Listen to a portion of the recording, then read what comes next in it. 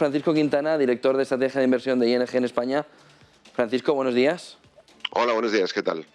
¿Ves más nubarrones o menos nubarrones ahora mismo desde los últimos movimientos de los bancos centrales? ¿Más nubarrones en la economía o en los mercados? Porque son dos cosas diferentes en este momento. Parece ser que los inversores están mirando a una macro diferente a la que las mayores casas de análisis tienen ahora mismo encima de la mesa. Si miramos a la macro que está describiendo el Fondo Monetario Internacional, el Banco de España, el Banco Mundial o ING, lo que nos encontramos es una macro que es ligeramente peor que la que teníamos encima de la mesa en enero, pero que todavía es relativamente sólida. Hablamos en el caso de España de crecimientos del 4,3%, decía el gobierno. Pongamos que sean excesivamente optimistas. Una macro de un crecimiento del 3,5-4%, en Europa de entre el 2 y el 3%, con unos mercados de empleo muy fuertes y que, digamos, todavía están recuperándose con mucho consumo, mucho turismo que está todavía pendiente de venir y con los tipos de interés subiendo, sí, pero volviendo a tipos normales. En España, en Europa, con todo lo que estamos contando, seguimos con tipos negativos. Y la expectativa ahora mismo, como decían antes, es que haya 3 subidas este año, que en el caso de la tasa de depósito, que es la que pagan los bancos por el dinero que tienen sus clientes aparcados, pasaría a ser del 0,25 positivo, que sigue siendo extraordinariamente bajo para las medias históricas. Y aún así, a pesar de eso, el mercado está operando como si estuviéramos ante una recesión inminente, que, insisto, aunque el riesgo está subiendo, ahora mismo no es el escenario central de ninguna casa de análisis, no es lo más probable que tenemos encima de la mesa.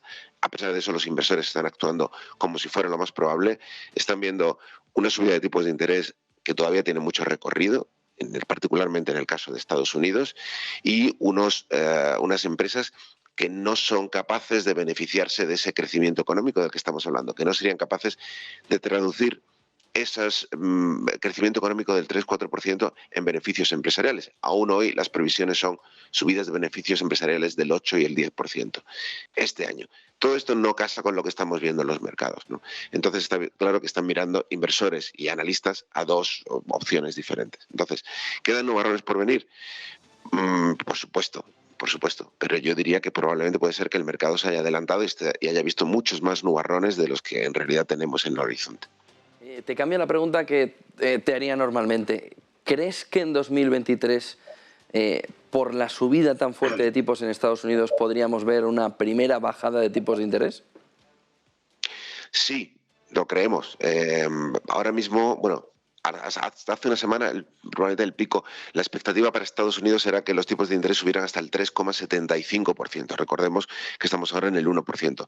Ahora mismo la curva de futuros ya ha rebajado un poquito las expectativas y anoche estaba en un 3,25%, el pico que se esperaba para Estados Unidos. Ha bajado significativamente durante la última semana por todos estos rumores, ¿no?, de deterioro de la actividad económica.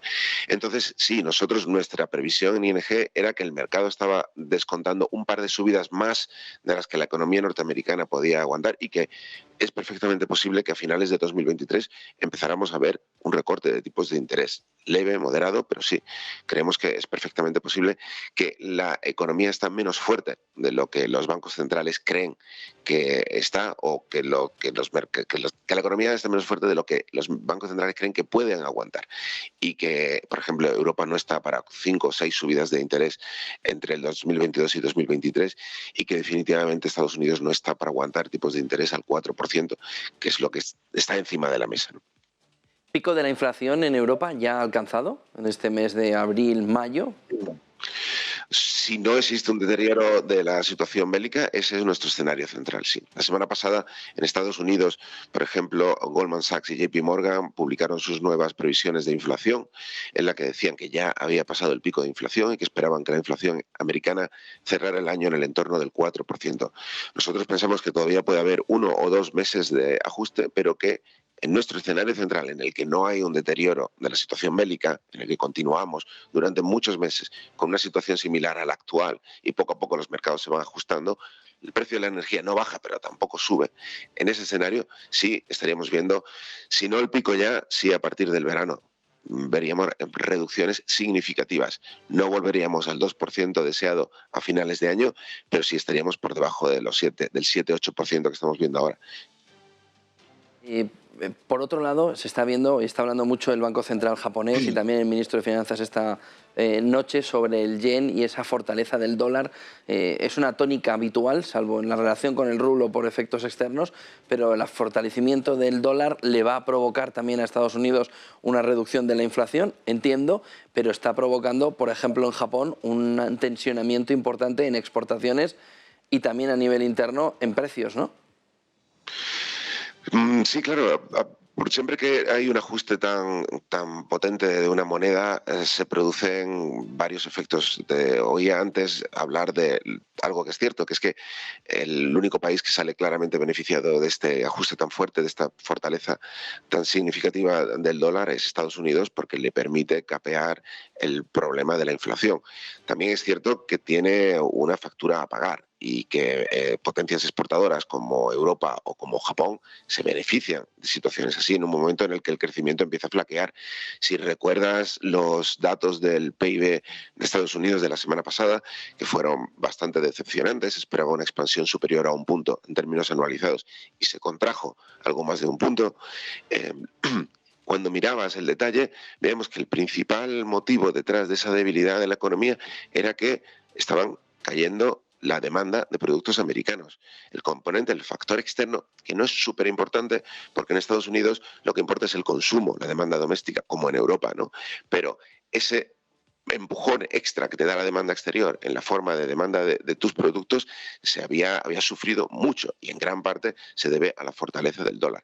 Entonces, sí, es un beneficio, un viento de cola porque te ayuda a sortear la inflación, pero al mismo tiempo también te ayuda a limitar el crecimiento de la actividad económica que Estados Unidos también necesita en un momento como este. Entonces, digamos, tiene sus claros y sus oscuros. Muchísimas gracias, Francisco Quintana, director de Estrategia de Inversión de ING en España. Buen día y buen negocio, Francisco. Un saludo. Gracias.